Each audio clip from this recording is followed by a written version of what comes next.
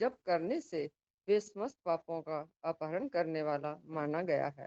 मुने, पूर्व काल में परमात्मा शिव ने समस्त लोगों का उपकार करने के लिए देवी पार्वती के सामने रुद्राक्ष की महिमा का वर्णन किया था। भगवान शिव बोले, महेश्वरी शिवे, मैं तुम्हारे प्रेमवश भक्तों के हित की कामना से रुद्राक्ष की महिमा का वर्णन करता हूँ। सुनो। महे महेशनी, पूर्व काल की बात है। मैं मन को संयम में रखकर हजारों दिव्य वर्षों तक घोर तपस्या में लगा रहा। एक दिन सहसा मेरा मन शुद्ध हो उठा। परमेश्वरी, मैं संपूर्ण लोकों का उपकार करने वाला स्वतंत्र परमेश्वर हूँ। अतः उस समय मैंने लीलावश ही अपने दोनों नेत्र खोले। खोलते ही मेरे मनोहर नेत्रपुटों से कुछ जल की बूंदें गिरी। आंसू की उन बूंदों से यहाँ रुद्राक्ष नामक वृक्ष पैदा हो गया।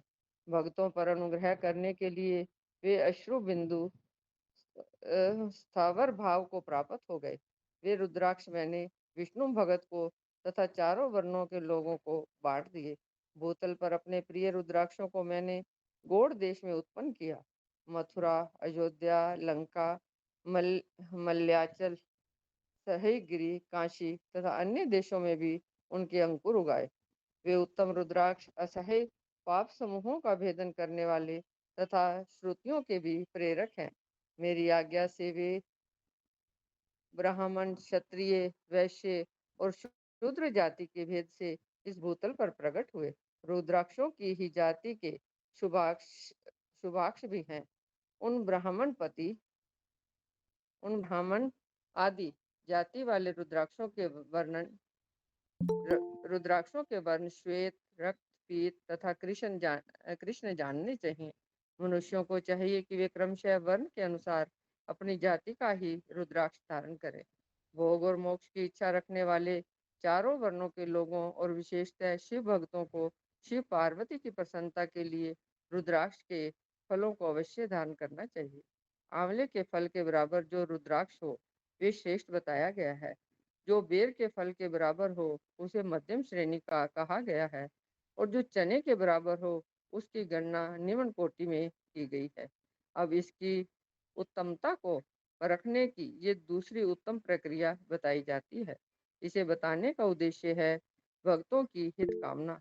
पार्वती, तुम भली भांति प्रेम पूर्वक इस विषय को सुनो।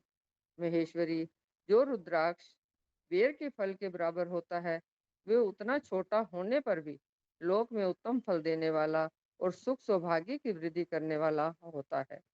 जो रुद्राक्ष आंवले के फल के बराबर होता है, वे समस्त अरिष्टों का विनाश करने वाला होता है, तथा जो जो गुंजा फल के समान बहुत छोटा होता है, वे संपूर्ण मनोरथों और फलों की सिद्धि करने वाला है। रुद्राक्ष जैसे जैसे छोटा होता है, वैसे ही वैसे अधिक फल देने वाला होता है। एक एक बड़े रुद्राक्ष से एक एक छोटे रुद्राक्ष को विद्वानों ने 10 गुना अधिक फल देने वाला बताया है। पापों का नाश करने के लिए रुद्राक्ष धारण आवश्यक बताया गया है। वे निश्चय ही संपूर्ण अभीष्ट मनोरथों का साधक है, अतः अवश्य ही उसे धारण करना चाहिए। परमेश्वरी, लोक में मंगल में रुद्राक्ष जैसा फल देने वाला देखा जाता है, वैसी फलदायिनी दूसरी कोई माला नहीं दिखाई देती।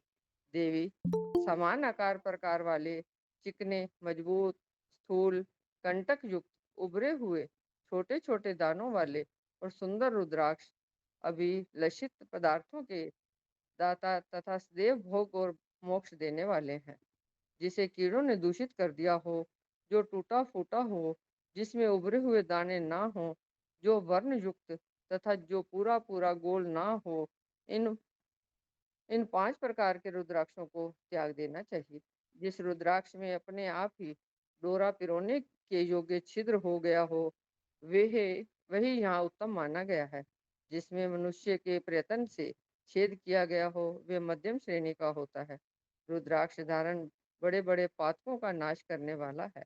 इस जगत में 1100 रुद्राक्ष धारण करके मनुष्य जिस फल को पाता है, उसका वर्णन सैकड़ों वर्षों में भी नहीं किया जा सकता।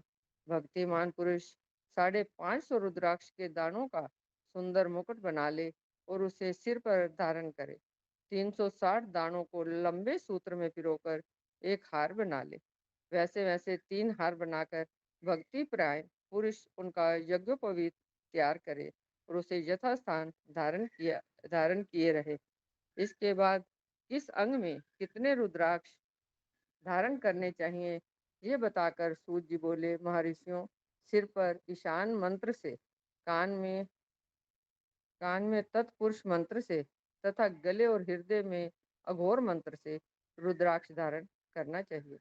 विद्वान पुरुष दोनों हाथों में अघोर बीज मंत्र से रुद्राक्ष धारण करे। उदर पर वामदेव मंत्र से 15 रुद्राक्षों द्वारा गुथी हुई माला धारण करे अथवा अंगों सहित प्रणव का 5 बार जप करके रुद्राक्ष की 3, 5 या 7 मालाएं धारण करे अथवा मूल मंत्र नमः शिवाय से ही समस्त रुद्राक्षों को धारण करे। रुद्राक्षधारी पुरुष अपने खान पान में मदिरा, मांस, लहसुन, प्याज, सहजन, लिसोड़ा आदि को त्याग दे। गिरिराज नंदिनी में श्वेत रुद्राक्ष केवल ब्राह्मणों को ही धारण करना चाहिए। गहरे लाल रंग का रुद्राक्ष क्षत्रियों के लिए हितकर बताया गया है। वैश्यों के लिए प्रतिदिन बार बार पीले रुद्राक्ष को धारण करना आवश्यक है और शूद्रों को काले रंग का रुद्राक्ष धारण करना चाहिए। ये वेदोक्त मार्ग है। ब्रह्मचारी, वानप्रस्थ, गृहस्थ और सन्यासी सबको नियम पूर्वक रुद्राक्ष धारण करना उचित है। इसे धारण करने का सौभाग्य बड़े पुण्य से प्राप्त होता है। उसे पहले आंवले के बराबर और फिर उससे भी छोटे रुद्राक्ष धारण करे। जो रोग जो रोगी हो, जिनमें दाने ना हो, जिन्हें कीड़ों ने खा लिया हो, जिनमें पिरोने योग्य छेद ना हो, ऐसे रुद्राक्ष मंगलाकारी पुरुषों को नहीं धारण करने चाहिए। रुद्राक्ष मेरा मंगल में लिंग विग्रह है। ये अंतत्वगत्वा चने के बराबर लघुतर होता है। सूक्ष्म रुद्राक्ष को ही सदा प्रशस्त माना गया है। सभी आश्रमों में समस्त वर्णों, स्त्रियों और शूद्रों को भी भगवान शिव की आज्ञा के अनुसार सदैव रुद्राक्ष धारण करना चाहिए। भ्रा- अ, भात भांतियों के लिए क्या है जी यहाँ पर, थोड़ा भ्रांतियों के यहाँ पे लिए, लिखा हुआ है यतियों के लिए, यतियों के लिए। जातियों के लिए, वो ना मिक्स हो गया ना वर्ड, ऊपर थोड़ा करो तो। यतियों के जत लिए प्रणव, हाँ आपने पीछे उमे को भी कुछ और पढ़ा है। हाँ, हो सकता है वो बीच में ना वो हो जाते, फैल जाते हैं। कोई यतियों बात के लिए यतियों के लिए प्रणव के उच्चारण पूर्वक रुद्राक्ष धारण का विधान है। जिसके ललाट में त्रिपुंग लगा हो और सभी अंग रुद्राक्ष से विभूषित हों तथा जो मृत्युंजय मंत्र का जाप कर रहा हो, उसका दर्शन करने से साक्षात रुद्र के दर्शन का फल प्राप्त होता है। पार्वती रुद्राक्ष अनेक प्रकार के बताए गए हैं। मैं उनके भेदों का वर्णन करता हूँ। वो भेद भोग और मोक्ष रूप फल देने वाले हैं। तुम उत्तम भक्ति भाव से उनका परिचय सुनो। एक मुख वाला रुद्राक्ष साक्षात शिव का स्वरूप है। वे भोग और मोक्ष रूपी फल प्रदान करता है। जहाँ रुद्राक्ष की पूजा होती है, वहां से लक्ष्मी दूर नहीं जाती। उस स्थान के सारे उपद्रव नष्ट हो जाते हैं तथा वहां रहने वाले लोगों की संपूर्ण कामनाएं पूर्ण होती हैं। 2 मुख वाला रुद्राक्ष देव देवेश्वर कहा गया है। वे संपूर्ण कामनाओं और फलों को देने वाला है।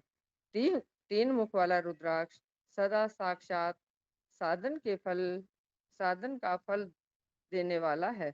उसके प्रभाव से सारी विद्याएं प्रतिष्ठित होती हैं। 4 मुख वाला रुद्राक्ष साक्षात ब्रह्मा का रूप है। वे दर्शन और स्पर्श से शीघ्र ही धर्म, अर्थ, काम और मोक्ष, इन चारों पुरुषार्थों को देने वाला है। 5 मुख वाला रुद्राक्ष साक्षात काल काल अग्नि रुद्र रूप। काल अग्नि रुद्र रूप है। वे सब कुछ करने में समर्थ है। सबको मुक्ति देने वाला तथा संपूर्ण मनोवांछित फल प्रदान करने वाला है। पंचमुख रुद्राक्ष समस्त पापों को दूर कर देता है। 6 मुखों वाला रुद्राक्ष कार्तिकेय का स्वरूप है। यदि दाहिनी बाह में उसे धारण किया जाए तो धारण करने वाला मनुष्य ब्रह्म हत्या आदि पापों से मुक्त हो जाता है। इसमें संशय नहीं है। महेश्वरी 7 मुख वाला रुद्राक्ष अनंग अनंग स्वरूप और अनंग नाम से ही प्रसिद्ध है। देवेशी उसको उसको धारण करने से दरिद्र भी ऐश्वर्यशाली हो जाता है। 8 मुख वाला रुद्राक्ष अष्टमूर्ति भैरव रूप है। उसको धारण करने से मनुष्य पूर्ण आयु होता है और मृत्यु के पश्चात शूलधारी शंकर हो जाता है। 9 मुख वाला रुद्राक्ष को भैरव तथा कपिल मुनि का प्रतीक माना गया है अथवा 9 रूप धारण करने वाली महेश्वरी दुर्गा उसकी अधिष्ठात्री देवी मानी गई है। जो मनुष्य भक्ति परायण हो अपने बाएं हाथ में नवमुख रुद्राक्ष को धारण करता है वे निश्चय ही मेरे समान सर्वेश्वर हो जाता है, इसमें संशय नहीं है। महेश्वरी 10 मुख वाला रुद्राक्ष साक्षात भगवान विष्णु का रूप है। देवीशी उसको धारण करने से मनुष्य की संपूर्ण कामनाएं पूर्ण हो जाती हैं। परमेश्वरी 11 मुख वाला जो रुद्राक्ष है वे रुद्र रूप है। उसको धारण करने से मनुष्य सर्वत्र विजयी होता है। 12 मुख वाले रुद्राक्ष को देश प्रदेश में धारण करें। उसके धारण करने से मानो मस्तक पर 12 अदितियां विराजमान हो जाती हैं। 13 मुख वाला रुद्राक्ष 13 मुख वाला रुद्राक्ष क्या है जी यहाँ पर विश्व देवों का स्वरूप है। विश्व देवों का स्वरूप है। उसको धारण करके मनुष्य संपूर्ण अभिष्टों को पाता तथा सौभाग्य और मंगल लाभ करता है। 14 मुख वाला जो रुद्राक्ष है वे परम शिव रूप है। उसे भक्ति पूर्वक मस्तक पर धारण करें, इससे समस्त पापों का नाश हो जाता है। गिरिजा कुमारी इस प्रकार मुखों के भेद से रुद्राक्ष के 14 भेद बताए गए हैं। अब तुम क्रमशः उन रुद्राक्षों के धारण करने के मंत्रों को प्रसन्नता पूर्वक सुनो। ओम नमो शिवाय, ओम नमो शिवाय। आगे ये काफी मिक्स हुआ है, आगे किसी और को दे दो। मैं पढ़ दूं? हाँ जी, हाँ जी, हाँ जी, वही मैंने कहा मिक्स हुआ। अभी पहले सब अपना माइक म्यूट कर लीजिए। ठीक है जी। हाँ जी, हाँ जी, वही दिक्कत आ रही थी थोड़ी, और मैं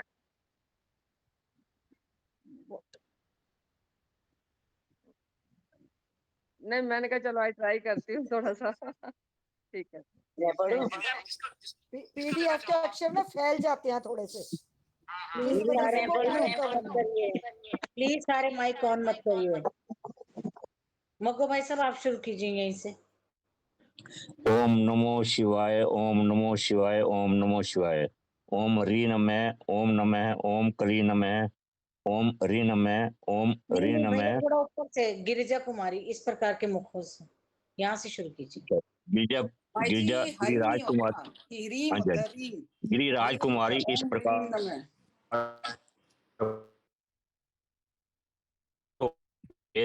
वेद से रुद्राक्ष के 14 भेद बताए गए। अब तुम क्रमशः उन रुद्राक्षों के धारण करने के मंत्रों को प्रसन्नता पूर्वक सुनो। ओम री नमः, ओम नमः, ओम करीम नमः, ओम री नमः, ओम रीम नमः, ओम री हूं नमः, ओम हू नमः, ओम हू नमः, ओम री हूं नमः, ओम री नमः, ओम ह्री हूं नमः, ओम क्रो शो रो नमः, ओम हीर नमः, ओम नमः। इन 14 मंत्रों द्वारा क्रमशः 1 से लेकर 14 मुख वाले रुद्राक्ष को धारण करने का विधान है। साधक को चाहिए कि भैया थोड़ा आराम से स्लो। हाँ जी, हाँ जी, साधक को चाहिए कि वह निद्रा और आलस्य का त्याग करके श्रद्धा भक्ति से संपन्न हो संपूर्ण मनोरथों की सिद्धि के लिए उक्त मंत्रों द्वारा उन रुद्राक्षों को धारण करे। रुद्राक्ष की माला धारण करने वाले पुरुष को देखकर भूत प्रेत पिशाच डाकिनी शाकिनी तथा जो अन्य द्रोहकारी राक्षस आदि हैं वे सब के सब दूर भाग जाते हैं। जो कृत्रिम अभिचार आदि प्रयुक्त होते हैं वे सब रुद्राक्षधारी को देखकर संशंक हो दूर खिसक जाते हैं। पार्वती रुद्राक्ष मालाधारी पुरुष को देखकर मैं शिव, भगवान विष्णु, देवी दुर्गा, गणेश, सूर्य तथा अन्य देवता भी प्रसन्न हो जाते हैं। महेश्वरी इस प्रकार रुद्राक्ष की महिमा को जानकर धर्म की वृद्धि के लिए भक्ति पूर्वक पूर्वोक्त मंत्रों द्वारा विधिवत उसे धारण करना चाहिए। मुनीश्वर भगवान शिव ने देवी पार्वती के सामने जो कुछ कहा था वह सब तुम्हारे प्रश्न के अनुसार मैंने कह सुनाया। मुनीश्वरों, मैंने तुम्हारे समक्ष इस विद्वेश्वर संहिता का वर्णन किया है। ये संहिता संपूर्ण सिद्धियों को देने वाली तथा भगवान शिव की आज्ञा से नित्य मोक्ष प्रदान करने वाली है। विद्वेश्वर संहिता संपूर्ण। रुद्र संहिता प्रथम सृष्टि खंड। ऋषियों के प्रश्न के उत्तर में नारद ब्रह्मा संवाद की अवतारणा करते हुए सूत जी का उन्हें नारद मोह का प्रसंग सुनाना। काम विजय के गर्भ से युक्त हुए नारद का शिव, ब्रह्मा तथा विष्णु के पास जाकर अपने तप का प्रभाव बताना, जो विश्व की उत्पत्ति, स्थिति और लय आदि के एकमात्र कारण है। गौरी गिरिराज कुमारी उमा के पति हैं, तत्वज्ञ हैं, जिनकी कीर्ति का कहीं अंत नहीं है, जो माया के आश्रय होकर भी उससे अत्यंत दूर है तथा जिनका स्वरूप अचिंत्य है। उन विमल बोध स्वरूप भगवान शिव को मैं प्रणाम करता हूँ। मैं स्वभाव से ही उन अनादि शांत स्वरूप एकमात्र पुरुषोत्तम शिव की वंदना करता हूँ, जो अपनी माया से इस संपूर्ण विश्व की सृष्टि करके आकाश की भांति इसके भीतर और बाहर भी स्थित है। जैसे लोहा चुंबक से आकृष्ट होकर उसके पास ही लटका रहता है, उसी प्रकार ये सारे जगत सदा सब और जिसके आसपास ही भ्रमण करते हैं, जिन्होंने अपने से ही इस प्रपंच को रचने की विधि बताई थी, तो सबके भीतर अंतर्यामी रूप से विराजमान है तथा जिनका अपना स्वरूप अत्यंत दूर है, उन भगवान शिव की मैं सादर वंदना करता हूँ। व्यास जी कहते हैं, जगत के पिता भगवान शिव, जगन माता कल्याणमयी पार्वती तथा उनके पुत्र गणेश जी को नमस्कार करके हम इस पुराण का वर्णन करते हैं। एक समय की बात है, नैमिषारण्य में निवास करने वाले शौनक आदि सभी मुनियों ने उत्तम भक्ति भाव के साथ सूत जी से पूछा। ऋषि बोले, महाभाग सूत जी, विद्वेश्वर संहिता की जो साध्य साधन खंड नाम वाली शुभ एवं उत्तम कथा है, उसे हम लोगों ने सुन लिया। उसका आदि भाग बहुत ही रमणीय है तथा वह शिव भक्तों पर भगवान शिव का वात्सल्य स्नेह प्रकट करने वाली है। विद्वान, अब आप भगवान शिव के परम उत्तम स्वरूप का वर्णन कीजिए, साथ ही शिव और पार्वती के दिव्य चरित्रों का पूर्ण रूप से श्रवण कराइए। हम पूछते हैं, निर्गुण महेश्वर लोक में सगुण रूप कैसे धारण करते हैं? हम सब लोग विचार करने पर भी शिव के तत्व को नहीं समझ पाते। सृष्टि के पहले भगवान शिव किस प्रकार अपने स्वरूप से स्थित होते हैं, फिर सृष्टि के मध्यकाल में वे भगवान किस तरह क्रीड़ा करते हुए सम्यक व्यवहार वर्ताव करते हैं, और सृष्टि कल्प का अंत होने पर वे महेश्वर देव किस रूप में स्थित रहते हैं। लोक कल्याणकारी शंकर कैसे प्रसन्न होते हैं, और प्रसन्न हुए पर महेश्वर अपने भक्तों तथा दूसरों को कौन सा उत्तम फल प्रदान करते हैं, यह सब हमसे कहिए। हमने सुना है कि भगवान शिव शीघ्र प्रसन्न हो जाते हैं।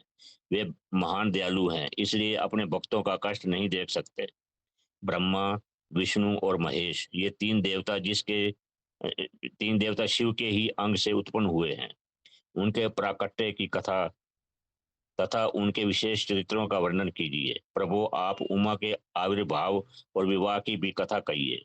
विशेषतः उनके गृहस्थ धर्म का और अन्य लीलाओं का भी वर्णन कीजिए। निष्पाप सूत जी, हमारे प्रश्न के उत्तर में आपको ये सब तथा दूसरी बातें भी अवश्य कहनी चाहिए। सूत जी ने कहा, मुनीश्वरों, आप लोगों ने बड़ी उत्तम बात पूछी है। भगवान सदाशिव की कथा में आप लोगों की जो आंतरिक निष्ठा हुई है, इसके लिए आप धन्यवाद के पात्र हैं। ब्राह्मणों, भगवान शंकर का गुणानुवाद सात्विक, राजस और तामस तीनों ही प्रकृति के मनुष्यों को सदा आनंद प्रदान करने वाला है। पशुओं की हिंसा करने वाले निष्ठुर कसाई के सिवा दूसरा कौन पुरुष उन गुणानुवाद को सुनने से ऊब सकता है? जिनके मन में कोई तृष्णा नहीं है, ऐसे महात्मा पुरुष भगवान शिव के उन गुणों का गान करते हैं, क्योंकि वह गुणावली संसार रूपी रोग की दवा है। मन तथा कानों को प्रिय लगने वाली और संपूर्ण मनोरथों को देने वाली है।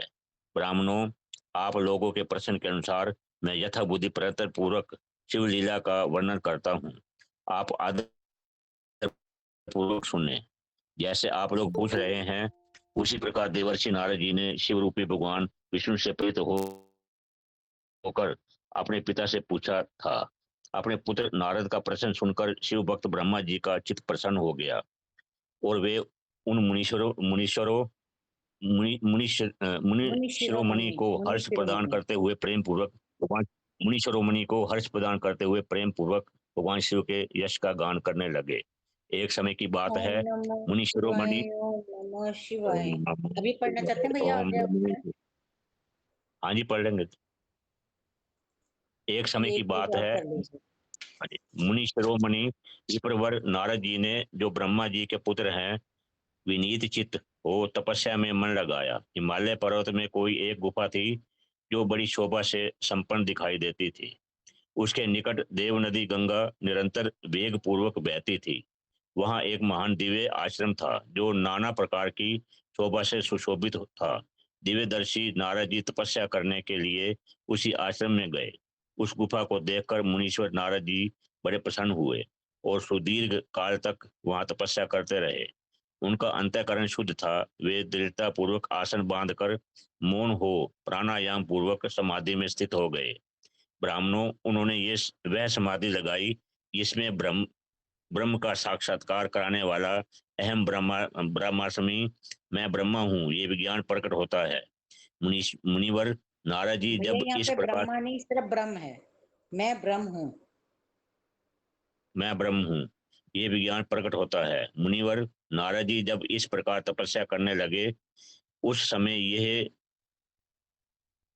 समाचार पाकर देवराज इंद्र कांप उठे। वे मानसिक संताप से विवल हो गए। ये नारद मुनि मेरा राज्य लेना चाहते हैं। मन ही मन ऐसा सोचकर इंद्र ने उनकी तपस्या में विघ्न डालने के लिए प्रयत्न करने की इच्छा की। उस समय देवराज ने अपने मन से कामदेव का समन किया। समन करते ही कामदेव आ गए। महेंद्र ने उन्हें नारद जी की तपस्या में विघ्न डालने का आदेश दिया। ये आज्ञा पाकर कामदेव वसंत को साथ ले बड़े गर्व से उस स्थान पर गए और अपना उपाय करने लगे। उन्होंने वहां शीघ्र ही अपनी सारी कलाएं रच डाली। वसंत ने भी मदमत होकर अपना प्रभाव अनेक प्रकार से प्रकट किया।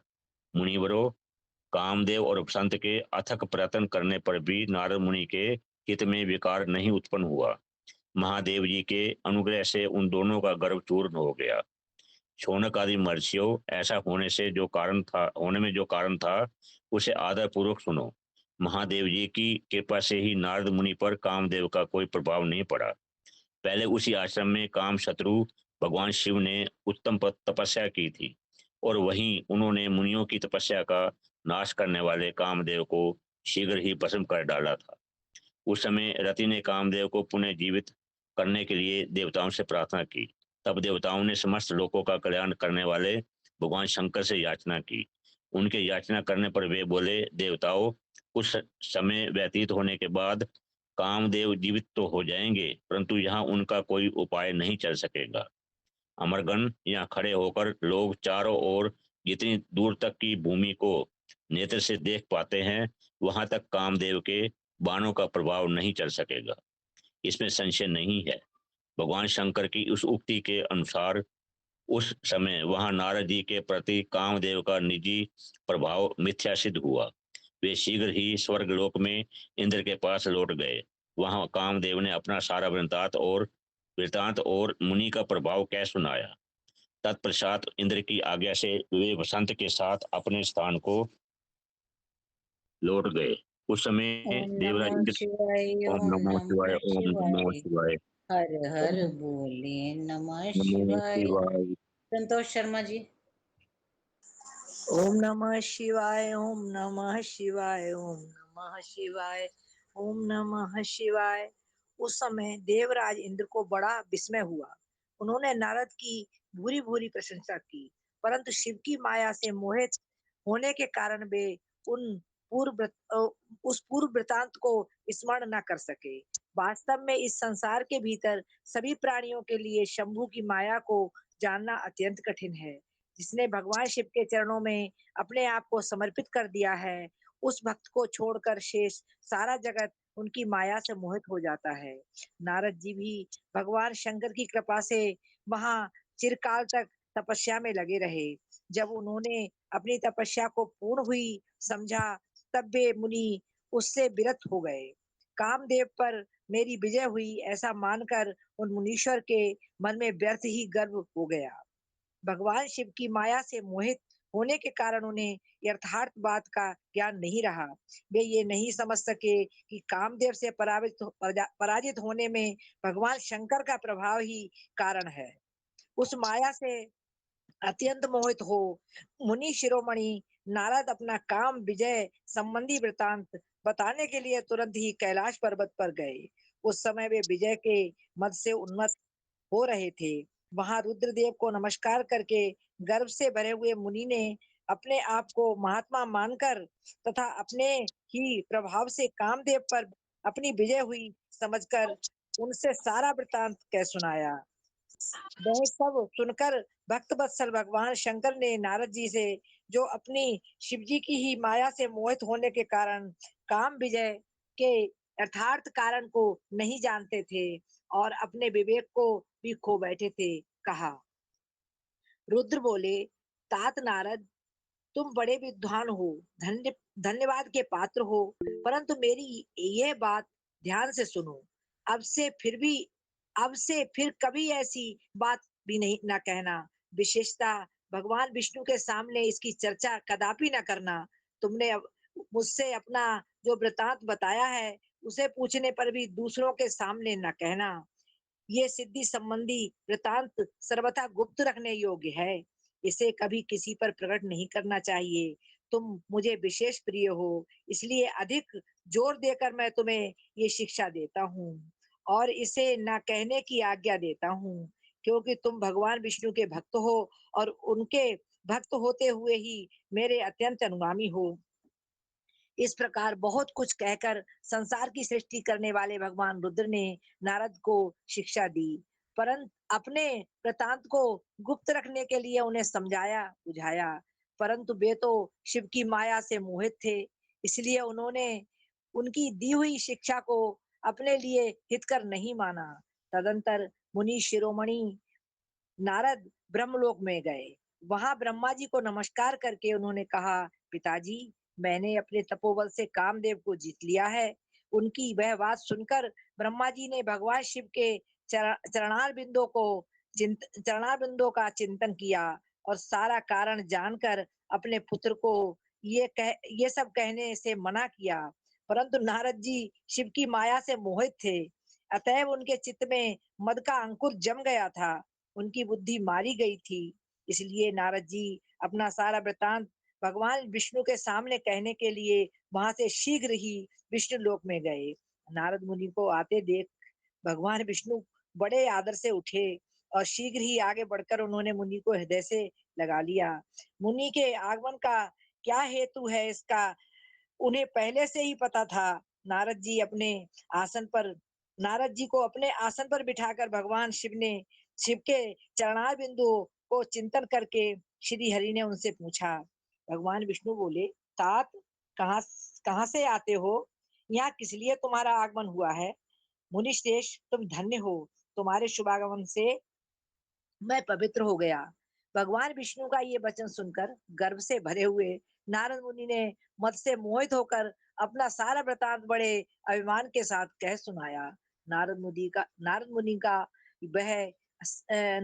का वह अहंकार युक्त वचन सुनकर मन ही मन भगवान विष्णु ने उनकी काम विजय के यथार्थ कारण को पूर्ण रूप से जान लिया। तत्पश्चात श्री विष्णु बोले, मुनि श्रेष्ठ, तुम धन्य हो, तपस्या के तो भंडार ही हो। तुम्हारा हृदय तो बड़ा उदार है मुने। जिसके भीतर भक्ति, ज्ञान और वैराग नहीं होते, उसी के मन में समस्त दुखों को देने वाले काम, मोह आदि विकार शीघ्र उत्पन्न होते हैं। तुम तो नैष्टिक ब्रह्मचारी हो तथा सदा ज्ञान वैराग से युक्त रहते हो। फिर काम विकार कैसे तुम में काम विकार कैसे आ सकता है? तुम तो जन्म से ही निर्विकार तथा शुद्ध बुद्धि वाले हो। श्री हरि की कही हुई ऐसी बहुत सी बातें सुनकर मुनि शिरोमणि नारद जोर जोर से हंसने लगे और मन ही मन भगवान को प्रणाम करके इस प्रकार बोले। नारद जी ने कहा, स्वामी, जब मुझ पर आपकी कृपा है तब बेचारा कामदेव अपना क्या प्रभाव दिखा सकता है। ऐसा कहकर भगवान के चरणों में मस्तक झुकाकर इच्छा अनुसार विचरने वाले नारद मुनि वहां से चले गए। माया निर्मित नगर में शील निधि की कन्या पर मोहित हुए नारद जी का भगवान विष्णु से उनका रूप मांगना और भगवान का अपने रूप के साथ उन्हें बानर का सा रूप मुंह देना, कन्या का भगवान को वर्ण करना और कुपित हुए नारद का शिव गणों को शाप देना।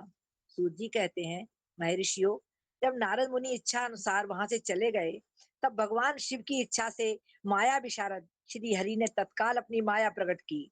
उन्होंने मुनि के मार्ग में एक विशाल नगर की रचना की जिसका विस्तार 100 योजन था। वह अद्भुत नगर बड़ा ही मनोहर था।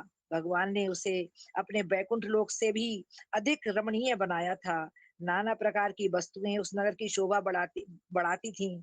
वहां स्त्रियों और पुरुषों के लिए बहुत से विहार स्थल थे। वह श्रेष्ठ नगर चारों वर्णों के लोगों से भरा था। वहां शील निधि नामक ऐश्वर्यशाली राजा राज करते थे। वे अपनी पुत्री का स्वयंवर करने के लिए उद्यत थे। अतः उन्होंने महान उत्सव का आयोजन किया था। उनकी कन्या का वरण करने के लिए उत्सुक हो चारों दिशाओं से बहुत से राजकुमार पधारे थे जो नाना प्रकार की वेशभूषा और सुंदर शोभा से प्रकाशित हो रहे थे। उन राजकुमारों से वह नगर भरा पूरा दिखाई देता था। ऐसे सुंदर राजनगर को देखकर नारद जी मोहित हो गए।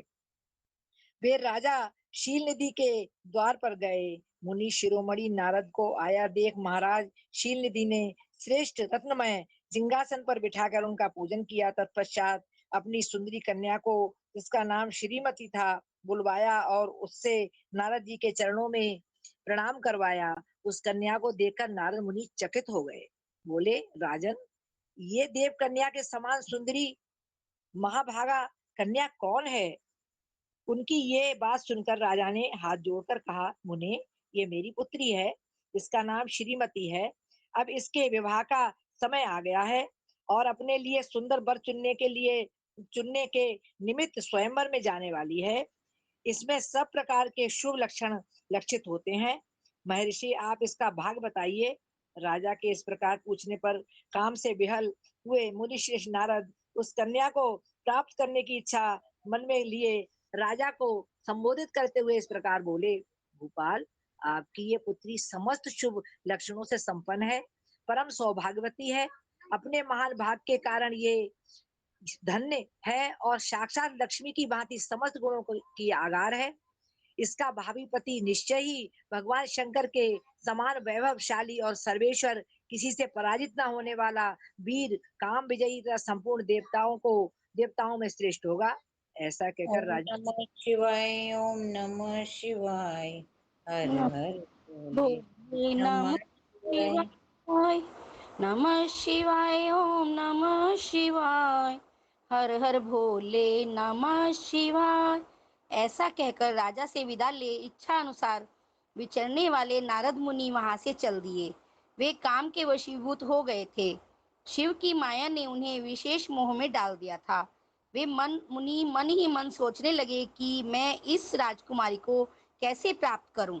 स्वयंवर में आए हुए नरेशों में से सबको छोड़कर यह एकमात्र मेरा ही वरण करे, यह कैसे संभव हो सकता है? समस्त नारियों को सौंदर्य सर्वथा प्रिय होता है। सौंदर्य को देखकर ही वह प्रसन्नता पूर्वक मेरे अधीन हो सकती हैं, इसमें संशय नहीं है।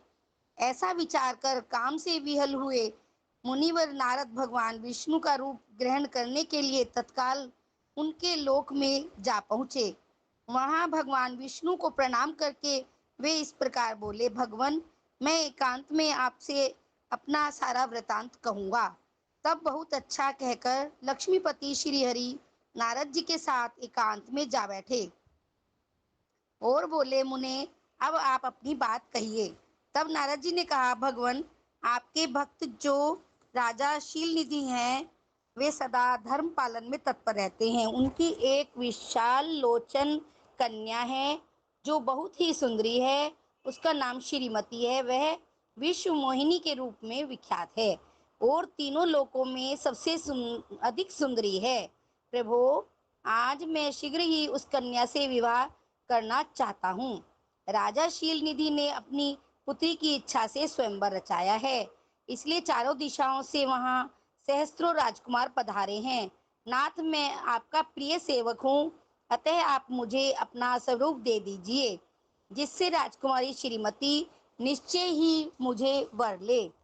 सूत जी कहते हैं, महर्षियों, नारद मुनि की ऐसी बात सुनकर भगवान मधुसूदन हंस पड़े और भगवान शंकर के प्रभाव का अनुभव करके उन दयालु प्रभु ने उन्हें इस प्रकार उत्तर दिया। भगवान विष्णु बोले, मुने, तुम अपने अभिष्ट स्थान को जाओ। मैं उसी तरह तुम्हारा हित साधन करूंगा जैसे श्रेष्ठ वैद्य अत्यंत पीड़ित रोगी का करता है, क्योंकि तुम मुझे विशेष प्रिय हो। ऐसा कहकर भगवान विष्णु ने नारद मुनि को मुख तो बानर का दे दिया और शेष अंगों में अपने जैसा स्वरूप देकर वे वहां से अंतर्धान हो गए। भगवान की प्रवक्ता बात सुनकर और उनका मनोहर रूप प्राप्त हो गया समझकर नारद मुनि को बड़ा हर्ष हुआ। वे अपने को कृतकृत्य मानने लगे। भगवान ने क्या प्रयत्न किया है इसको वे समझ न सके। तदंतर मुनि श्रेष्ठ नारद शीघ्र ही उस स्थान पर जा पहुंचे जहां राजा शीलनिधि ने राजकुमारों से भरी हुई स्वयंवर सभा का आयोजन किया था। विप्रवरों, राजपुत्रों से घिरी हुई वह दिव्य स्वयंवर सभा दूसरी सभा इंद्र सभा के समान अत्यंत शोभा पा रही थी। नारद जी उस राज्यसभा में जा बैठे और वहां बैठकर प्रसन्न मन से बार बार यही सोचने लगे कि मैं भगवान विष्णु के समान रूप धारण किए हुए हूँ, अतः यह राजकुमारी अवश्य मेरा ही वर्ण करेंगी, दूसरे का नहीं। मुनि श्रेष्ठ नारद को यह ज्ञात नहीं था कि मेरा मुंह कितना कुरूप है। उस सभा में बैठे हुए सब मनुष्यों ने मुनि को उनके पूर्व रूप में ही देखा। राजकुमार आदि कोई भी उनके रूप परिवर्तन के रहस्य को ना जान सके। वहां नारद जी की रक्षा के लिए भगवान रुद्र के 2 पार्षद आए थे, जो ब्राह्मण का रूप धारण करके गूढ़ भाव से वहां बैठे थे। वे ही नारद जी के रूप परिवर्तन के उत्तम भेद को जानते थे। मुनि को कामावेश में मूढ़ हुआ जान वे दोनों पार्षद उनके निकट गए और आपस में बातचीत करते हुए उनकी हंसी उड़ाने लगे, परंतु मुनि तो काम से विहल हो रहे थे, अतः उन्होंने उनकी यथार्थ बात भी अनसुनी कर दी। वे मोहित हो श्रीमती को प्राप्त करने की इच्छा से उसके आगमन की प्रतीक्षा करने लगे। इसी बीच में वह सुंदरी राजकन्या स्त्रियों से घिरी हुई अंतःपुर से वहां आई। उसने अपने हाथ में सोने की एक सुंदर माला ले रखी थी। वह शुभ लक्षणा राजकुमारी स्वयंवर के मध्य भाग में लक्ष्मी के समान खड़ी हुई अपूर्व शोभा पा रही थी। उत्तम व्रत का पालन करने वाली वह भूप कन्या माला हाथ में लेकर अपने मन के अनुरूप वर का अन्वेषण करती हुई सारी सभा में भ्रमण करने लगी। नारद मुनि का भगवान विष्णु के समान शरीर और बानर जैसा मुंह देखकर वह कुपित हो गई और उनकी ओर से दृष्टि हटाकर प्रसन्न मन से दूसरी ओर चली गई। स्वयंवर सभा में अपने मनोवांछित वर को न देखकर वह भयभीत हो गई। राजकुमारी उस सभा के भीतर चुपचाप खड़ी रह गई। उसने किसी के गले में जयमाला नहीं डाली। इतने में ही राजा के समान वेशभूषा धारण किए भगवान विष्णु वहां आ पहुंचे। किन्हीं दूसरे लोगों ने उनको वहां नहीं देखा, केवल उस कन्या की ही दृष्टि उन पर पड़ी। भगवान को देखते ही उस परम सुंदरी पर राजकुमारी का मुख प्रसन्नता से खिल उठा। उसने तत्काल ही उनके कंठ में वह माला पहना दी। राजा का रूप धारण करने वाले भगवान विष्णु उस राजकुमारी को साथ लेकर तुरंत अदृश्य हो गए और अपने धाम में जा पहुंचे। इधर सब राजकुमार श्रीमती की ओर से निराश हो गए। नारद मुनि तो कामदेव वेदना से आतुर हो रहे थे, इसलिए वे अत्यंत विह्वल हो उठे। तब वे दोनों विप्र रूपधारी ज्ञान विशारद रुद्रगण काम विहल नारद जी से उसी क्षण बोले।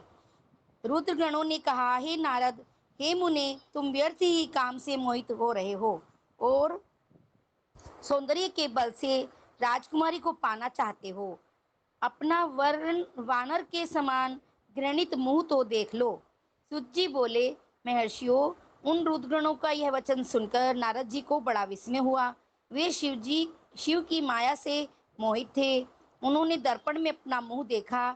वानर के समान अपना मुंह देख वे तुरंत ही क्रोध से जल उठे और माया से मोहित होने के कारण उन दोनों शिवगणों को वहां शाप देते हुए बोले, अरे, तुम दोनों ने मुझ ब्राह्मण का उपहास किया है, अतः तुम ब्राह्मण के वीर्य से उत्पन्न राक्षस हो जाओ।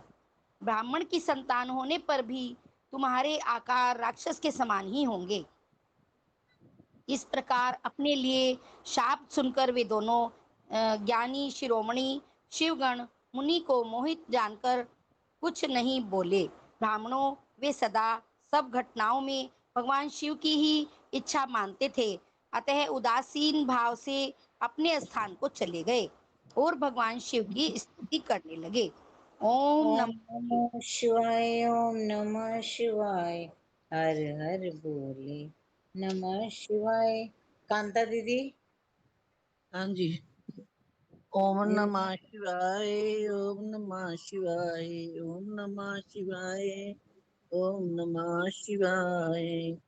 नारद जी का भगवान विष्णु को क्रोध पूर्वक फटकारना और शाप देना, फिर माया के दूर हो जाने पर पश्चाताप पूर्वक भगवान के चरणों में गिरना और शुद्धि का उपाय पूछना तथा भगवान विष्णु का उन्हें समझा बुझाकर शिव का महात्म जानने के लिए ब्रह्मा जी के पास जाने का आदेश और शिव के भजन का उपदेश देना। तो जी कहते हैं, महर्षियों, माया मोहित नारद मुनि उन दोनों शिव गणों को यथोचित शाप देकर भी भगवान शिव की इच्छावश मोह निद्रा से जाग न सके। वे भगवान विष्णु के किए हुए कपट को याद करके मन में दूसरे क्रोध लिए विष्णु लोक हो गए और संध्या पाकर पंडित हुए अग्निदेव की भांति क्रोध से जलते हुए बोले। उनका ज्ञान नष्ट हो गया था, इसलिए वे दुर्वचन पूर्वक व्यंग सुनाने लगे। नारद जी ने कहा, अरे, तुम बड़े दुष्ट हो, कपटी हो और समस्त विश्व को मुंह में डाले रहते हो। दूसरों का उत्साह या उत्कर्ष तुमसे सहा नहीं जाता। तुम मायावी हो, तुम्हारा अंतःकरण मलिन है। पूर्व काल में तुम्ही ने मोहिनी रूप धारण करके कपट किया, असुरों को वारुणी मदिरा पिलाई, उन्हें अमृत नहीं पीने दिया।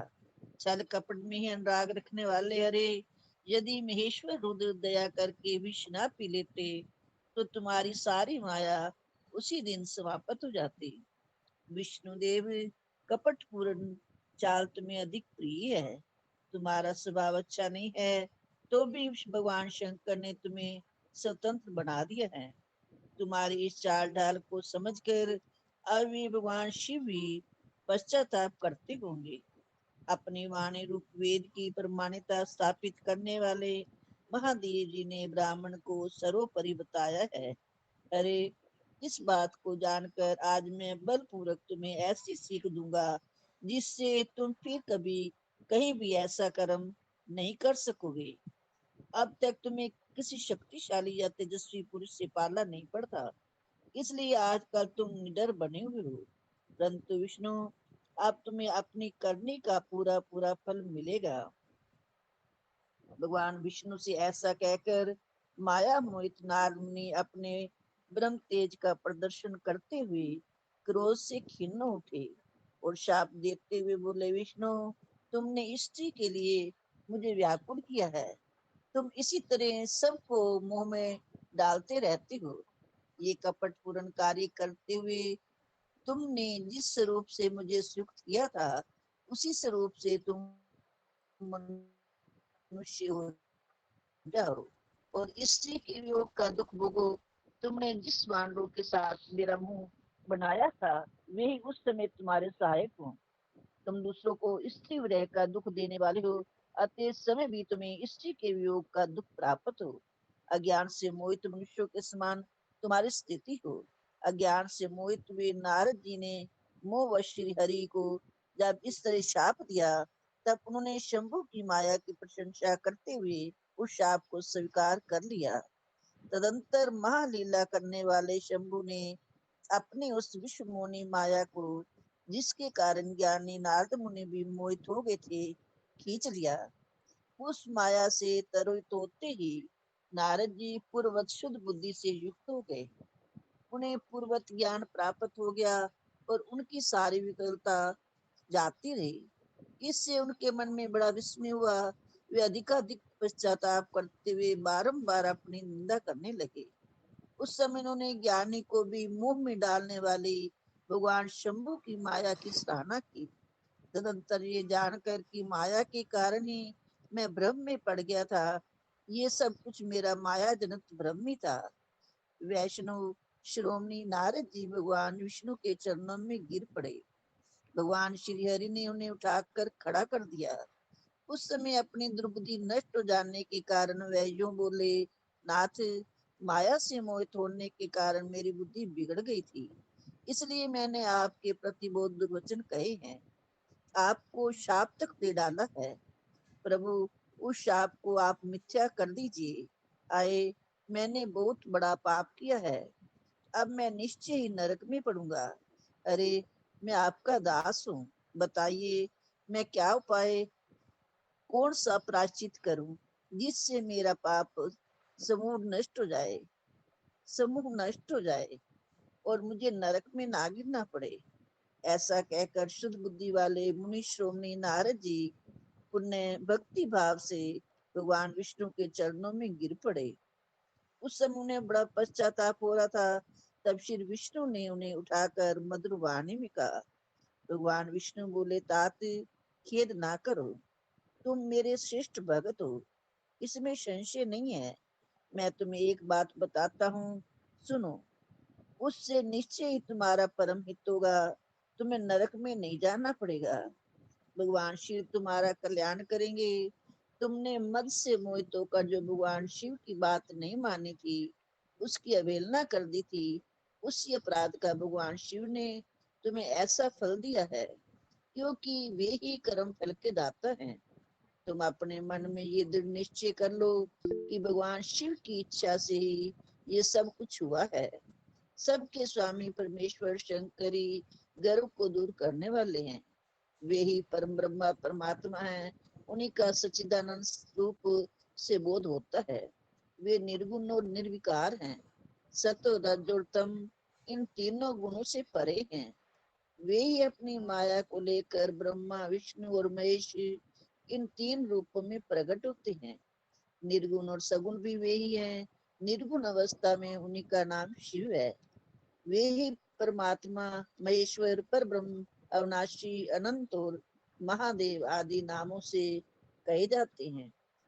उन्हीं की सेवा से ब्रह्मा जी जगत के अधिष्ठा हुए हैं और वे तीनों लोकों का पालन करता है।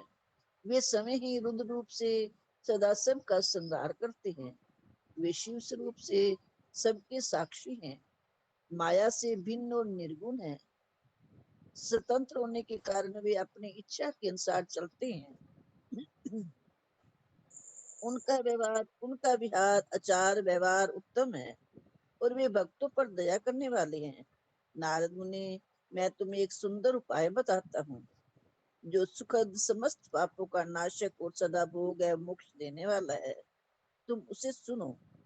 अपने सारे संशयों को त्याग कर तुम भगवान शंकर के सुयश का गान करो और सदानंद भाव से शिव के शत नाम स्तोत्र का पाठ करो। मुनि, तुम निरंतर उन्हीं की उपासना और उन्हीं का भजन करो। उन्हीं के यश को सुनो और गाओ तथा प्रतिदिन उन्हीं की पूजा अर्चा करते रहो। नारद, जो शरीर मन और वाणी द्वारा भगवान शंकर की उपासना करता है, उसे पंडित या ज्ञानी जानना चाहिए। वह जीवन मुक्त कहलाता है। शिव इस नाम रूपी दावानल से बड़े बड़े पातकों के असंख्य पर्वत अनायास भस्म हो जाते हैं। ये सत्य है, इसमें संशय नहीं है। जो भगवान शिव के नाम रूपी नौका का आश्रय लेते हैं वे संसार सागर से पार हो जाते हैं। संसार के मूलभूत उनके सारे पाप निस्संदेह नष्ट हो जाते हैं। मामने संसार के मूलभूत जो पातक रूपी वृक्ष हैं उनका शिव नाम रूपी कुठार से निश्चय ही नाश हो जाता है। ओम नमः शिवाय, ओम नमः शिवाय, हर हर बोले नमः शिवाय। भैया थोड़ा सा रह गया, कौन ले ले? थोड़ा सा रह गया, इन्हीं को ले लो तो कंटिन्यू करने दो दीदी। थोड़ा सा रह गया, बस थोड़ा सा रह गया। अच्छा, नेक्स्ट भी एक पेज का है? हाँ नेक्स्ट फिर अच्छा फिर और किसी को ले लो, अभी है टाइम, 5-7 मिनट टाइम है। नहीं, नेक्स्ट जो चैप्टर है वो भी सिर्फ एक पेज का है, तो ये न्यू कांता नंबर ले लो दीदी तो। पूरा कर लेते हैं। हाँ हाँ ठीक है, ऐसा कर लो। कांता दीदी आप ये पूरा कर लो, ये वाला। जो लोग पाप रूपी दावानल से पीड़ित हैं उन्हें शिव नाम रूपी अमृत का पान करना चाहिए। पाप दावा अग्नि से दग्ध होने वाले प्राणियों को उस शिव नाम अमृत के बिना शांति नहीं मिल सकती। संपूर्ण वेदों का अवलोकन करके पूर्ववर्ती विद्वानों ने यही निश्चय किया है कि भगवान शिव की पूजा ही उत्कृष्ट साधन तथा जन्म मरण रूपी संसार बंधन के नाश का उपाय है। आज से यत्न पूर्वक सावधान रहकर विधि विधान के साथ भक्ति भाव से नित्य निरंतर जगदम्बा पार्वती सहित महेश्वर सदा शिव का भजन करो। नित्य शिव की कथा सुनो और कहो तथा अत्यंत यत्न करके बारंबार शिव भक्तों का पूजन किया करो। मुनि श्रेष्ठ अपने हृदय में भगवान शिव के उज्जवल चरणारविंदों की स्थापना करके पहले शिव के तीर्थों में विचरो। उन्हें इस प्रकार परमात्मा शंकर के अनुपम महात्म्य का दर्शन करते हुए अंत में आनंदवन काशी को जाओ। वह स्थान भगवान शिव को बहुत ही प्रिय है। वहाँ भक्ति पूर्वक विश्वनाथ जी का दर्शन पूजन करो। विशेषता उनकी स्तुति वंदना करके तुम निर्कल्प संशय रहित हो जाओगे। नारद जी, इसके बाद तुम्हें मेरी आज्ञा से भक्ति पूर्वक अपने मनोरथ की सिद्धि के लिए निश्चय ही ब्रह्मलोक में जाना चाहिए। वह अपने पिता ब्रह्मा जी की विशेष रूप से स्तुति वंदना करके तुम्हें प्रसन्नता पूर्वक हृदय से बारंबार शिव महिमा के विषय में प्रश्न करना चाहिए। ब्रह्मा जी शिव भक्तों में श्रेष्ठ हैं। वे तुम्हें बड़ी प्रसन्नता के साथ भगवान शंकर का महात्म्य और शतनाम स्तोत्र सुनाएंगे। उन्हें आज से तुम शिव आराधन में तत्पर रहने वाले शिव भक्त हो जाओ और विशेष रूप से मोक्ष के भागी बनो। भगवान शिव तुम्हारा कल्याण करेंगे। इस प्रकार प्रसन्न चित्त में भगवान विष्णु नारद मुनि को प्रेम पूर्वक उपदेश देकर श्री शिव का स्मरण वंदन और सत्वन करके वहां से अंतर ध्यान हो गए। और शंकर भगवान ओम नमः शिवाय, ओम नमः शिवाय। किरण जी को आपने हनुमान जी की आरती की सेवा दी है, तो उषा जी कर लें फिर। मैं दीदी एक बात पर और कहना चाह रहा था, देखो ईश्वर दीदी को लेने से जी। पहले कोई ऐसा भगतजन जिन्होंने एक बार भी ना ली हो सेवा, उसको पहले मौका देता, नहीं तो उषा दीदी, उषा ऊपर जी तो है ही। मैं ये कहना चाह रहा हूँ, कोई ऐसा कोई भगतजन भाई। इंदु जी इंदु आपको जी ने हैंड रेज किया है। वो चला जी है ना। सर मुझे मिलेगी। हाँ मिलेगी, आ जाओ आ जाओ आ जाओ आ जाओ आ जाओ आ जाओ मेरे मालिक, आप आ करो, जाओ आ करो जाओ भैया। आ जाओ। ओम नमः शिवाय, ओम नमः शिवाय, हर हर बोल नमः शिवाय। शिव तीर्थों में भ्रमण, शिव गणों को शापोद्धार द्वार की बात बताना, शापोद्धार की बात बताना तथा ब्रह्मलोक में जाकर ब्रह्मा जी से शिव तत्व के विषय में प्रश्न करना। सूत जी कहते हैं, महर्षियों, भगवान श्री हरि के अंतर्जान हो जाने पर मुनि श्रेष्ठ नारद शिवलिंग का भक्ति पूर्वक दर्शन करते हुए पृथ्वी पर विचरने लगे। ब्राह्मणों, भूमंडल पर घूम फिरकर उन्होंने भोग और मोक्ष देने वाले बहुत से शिवलिंगों का प्रेम पूर्वक दर्शन किया। दिव्यदर्शी नारद जी भूतल के तीर्थों में विचर रहे हैं और इस समय उनका चित्त शुद्ध है। वे दोनों शिवगण उनके पास गए। वे उनके दिए हुए शाप से उद्धार की इच्छा रखकर वहां गए। उन्होंने आदर पूर्वक मुनि के दोनों पैर पकड़ लिए और मस्तक झुकाकर बड़ी भांति प्रणाम करके शीघ्र ही इस प्रकार कहा। शिवगण बोले, ब्राह्मण, हम दोनों शिव के गण हैं। मुने, हमने ही आपका अपराध किया है। राजकुमारी श्रीमती के स्वयंवर में आपका चित्त माया से मोहित हो रहा था। उस समय परमेश्वर की प्रेरणा से आपने हम दोनों को शाप दे दिया। वहां उस समय जानकर हमने चुप रहना ही अपनी जीवन रक्षा का उपाय समझा।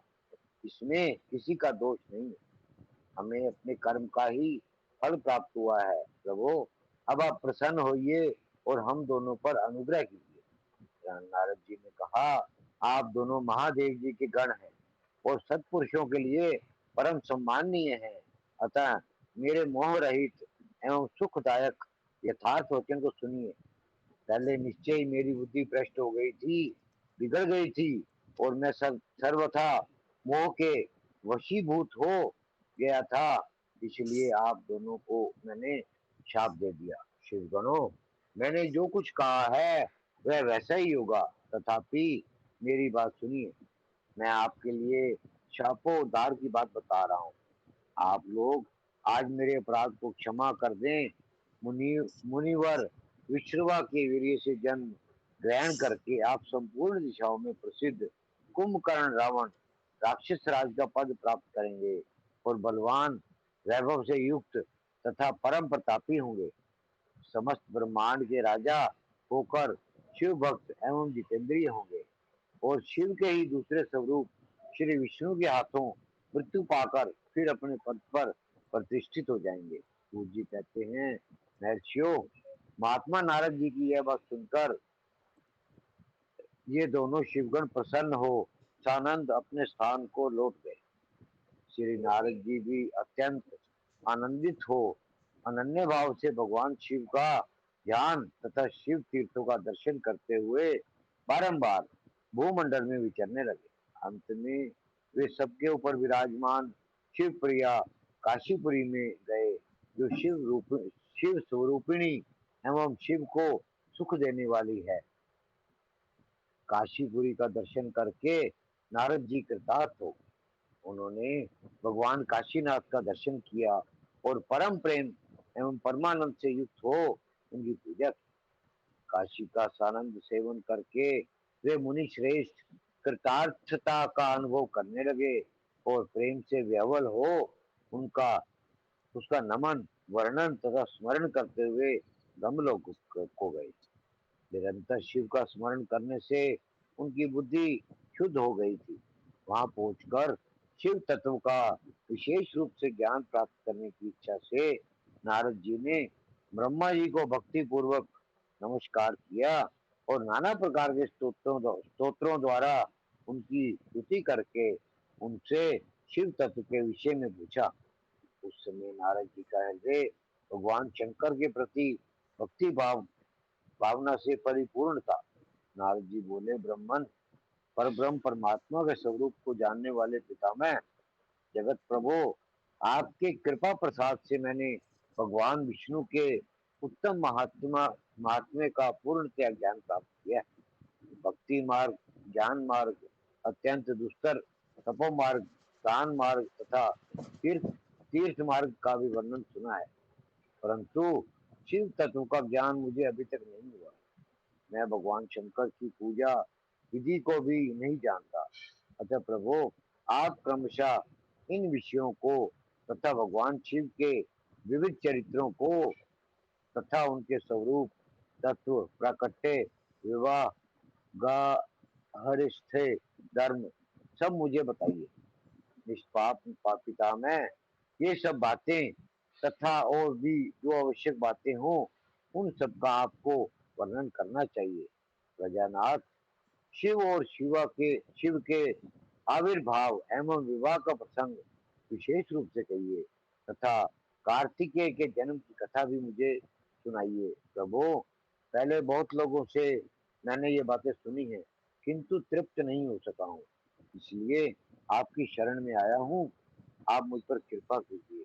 अपने पुत्र नारद जी ये बात सुनकर लोक पितामह ब्रह्मा वहां इस प्रकार बोले, ओम नमः शिवाय, ओम नमः शिवाय, हरे हरे बोले बोले नमः शिवाय। धन्यवाद जी। मैं दीदी बात तो देखो सारे जुड़े हुए हैं, सिर्फ उससे पहले आपने मैसेज कर दूं। तो प्रदीप चाला जी ने कुछ अनाउंस करना है और मैंने कुछ छोटी सी बात बतानी है। आप किरण कांता जी पहले हनुमान जी की आरती लेंगे, अशोक जी अरदास लेंगे, मैं शेयर करूंगा, आप चिंता मत करो। उसके बाद चावड़ा जी, उसके बाद मैं, उसके बाद फिर आगे प्रार्थना के बाद हाँ जी दीदी, ठीक है ना? ठीक है भैया, ठीक है भैया। किरण कांता जी आरती लो हनुमान जी की। हाँ जी, आरती हनुमान जी की। आरती कीजिए हनुमान लला की, दुष्ट दलन रघुनाथ कला की। जाके बल से गिरवर कांपे, रोगी दोष जाके निकट न झाके। अंजनी पुत्र महाबलदाई, संतन के प्रभु सदा सहाय। देवीरा रघुनाथ पठाए, लंका जारि सिया सुदिलाए। लंका सुकोट समुद्र सिखाई, जाते पवन सुत बार न लाई। लंका जारी असुर सब मारे, सीताराम जी के काज संवारे। लक्ष्मण मूर्छित पड़े सकारे, लाए सजीवन प्राण उबारे। पैठी पताल तोरि जमकारे, अहि रावण की भुजा उखारे। बाई भुजा असुर संहारे, दाई भुजा सब संत मारे। सुर नर मुनि जन आरती उतारे, जय जय जय हनुमान उचारे। कंचन थार कपूर की बाती, आरती करत अंजना माय। जो हनुमान जी की आरती गावे, बसी बैकुंठ अमर पद पावे। लंक विध्वंस किए रघुराय, तुलसीदास स्वामी की रति गाय। जय जय जय हनुमान गोसाई, आरती कीजिए हनुमान लला की। दुष्ट दलन रघुनाथ कला की। जय बजरंग बली, जय हनुमान। ओम नमः शिवाय, ओम नमः शिवाय। अशोक भैया के लिए कह रहे हैं ये लेने के लिए अरदास। अशोक भैया, चलो मैं कोशिश करता हूँ। नहीं सामने भैया ने शेयर कर दी है। नहीं वो तो शेयर कर दी है। चलो, ओम नमः शिवाय, ओम नमः शिवाय। झांकी उमा महेश की, आठों पहर किया करूं। नैनों के पात्र में सुधा, भर भर के मैं पिया करूं। झांकी उमा महेश की, आठों पहर किया करूं।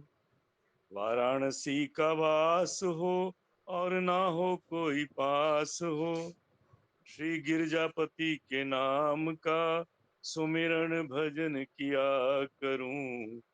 झांकी उमा महेश की, आठों पहर किया करूं।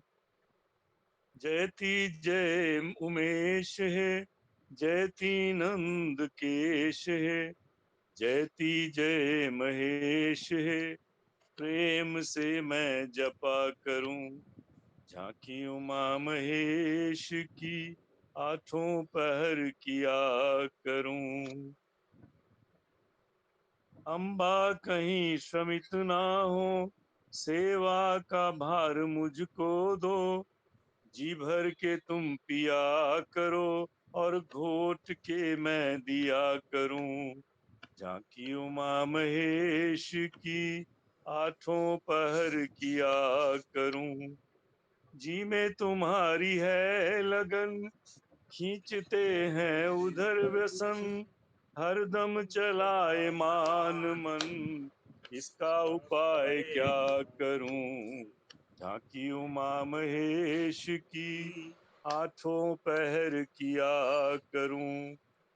भिक्षा में नाथ दीजिए, अपनी शरण में लीजिए, ऐसा प्रबंध कीजिए, सेवा में मैं रहा करूं।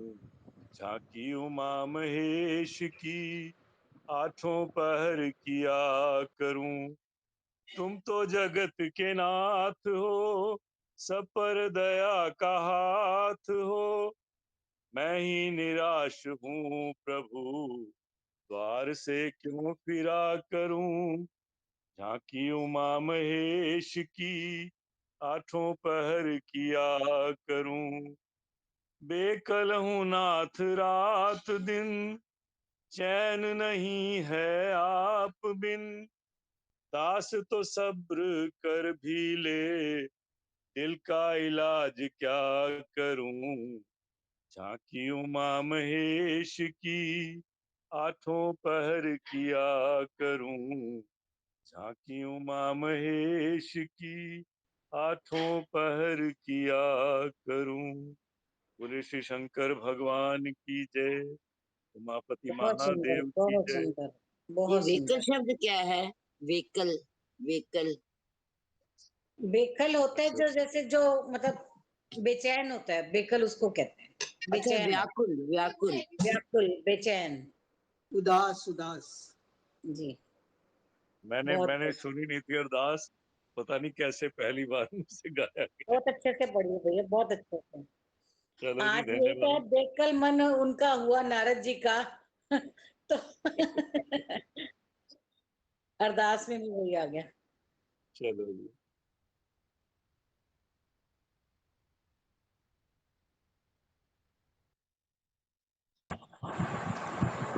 जय श्री कृष्ण, जय श्री राधे। सभी सुखी हो, सभी निरोगी, सब पर बरसे कृष्ण कृपा। मंगलमय हो सबका जीवन, घर घर बरसे कृष्ण कृपा। सब पर बरसे कृष्ण कृपा। बार बार प्रार्थना करते रहें, मेरे नाथ मैं आपको भूलूं नहीं, मेरे नाथ मैं आपसे दूर ना रहूं, आप मुझसे दूर ना रहें। मेरे नाथ आप अपनी कृपा सदा सब पर बनाए रखें। मंगल में प्रभु की मंगल में कृपा सब पर सब प्रकार से बनी रहे।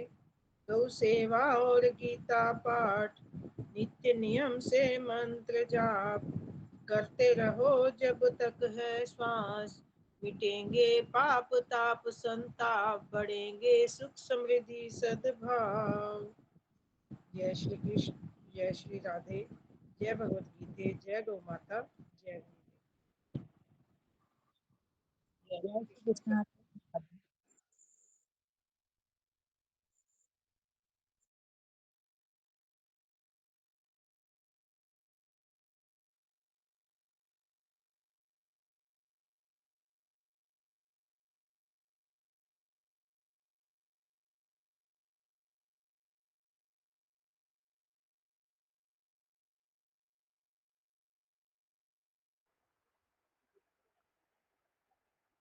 सबको जय और श्री कृष्णा। और भैया आप नारद एक पुराण के लिए भी कुछ कह रहे थे कि अगर किसी को, नहीं नहीं सर, शिव शिव पुराण अगर किसी को चाहिए तो। अच्छा ठीक है जी, ठीक है भैया। सबको जय श्री कृष्ण। जैसे कि आप सभी को विदित है कि पीडीएफ में पढ़ने में थोड़ा सा दिक्कत आ रही है, तो हमारी एडमिन टीम ने ये डिसाइड किया है कि सबको जिस जिसको भी शिव पुराण की बुक की रिक्वायरमेंट है उसके घर पहुंच जाएगी फ्री ऑफ कॉस्ट। आप अपना एड्रेस और नाम शेयर कर दीजिए मोगा जी के नंबर पे, और ये बुक जितनी जल्दी हो सकेगी पहुंचा दी जाएगी। हाँ जी, हाँ जी, हाँ जी। ताकि ताकि किसी को दिक्कत, ताकि किसी को पढ़ने में दिक्कत ना आए। और हाँ जी, एक मिनट, मैं कह रही हूँ, मैं आज तिलक नगर आई हुई थी, तो मैंने एक दो बुक्स खरीदी हैं यहाँ से, वो मल्होत्रा बुक जो मैंने आपको पहले भी बताया था। अच्छा ठीक। 4-5 हैं, कह रहे हैं जितने कहोगे तो मंगा देंगे, कि हम सप्लाई नहीं दे सकते। मैंने कहा जो नियर अबाउट रहते हैं, मीरा बाग, पश्चिम विहार, वो वहां से ले सकते हैं। ठीक है, हाँ वो उनके पास खाली धार्मिक किताबें ही है। वो मेरे अपने मतलब मेरी सिस्टर की दुकान है वो। हाँ जी, वो भी जो कह रहे हैं ले लें मेरे से। कहते हो तो मैं पटेल नगर तक तो मैं ला सकती हूँ। कल मैं ऑटो करके आ जाऊंगी, ले आऊंगी 4 किताबें। हाँ जी, हाँ जी।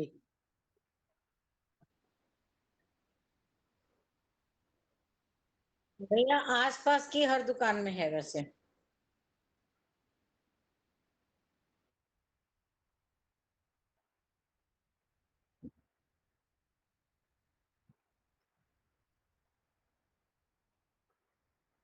जय श्री कृष्णा, जय श्री राधे, जय श्री कृष्णा, जय श्री जय श्री कृष्णा, जय श्री जय श्री राधे जी। जय श्री राधे, जय श्री ये भी कृष्णा, जय लास्ट पेज राधे। डाल दिया करो प्लीज बीच में। जय श्री कृष्ण, जय Shri thank you, thank you, thank आज परवीन जी यू। नहीं अब है क्या अगर रात को ग्रुप नहीं में? पूरा कर पाते हैं तो दिन में कर लेते हैं फिर, ताकि आपके अच्छा साथ मिल जाए। परवीन भैया बीच में नहीं थे, मीटिंग छोड़ गए थे।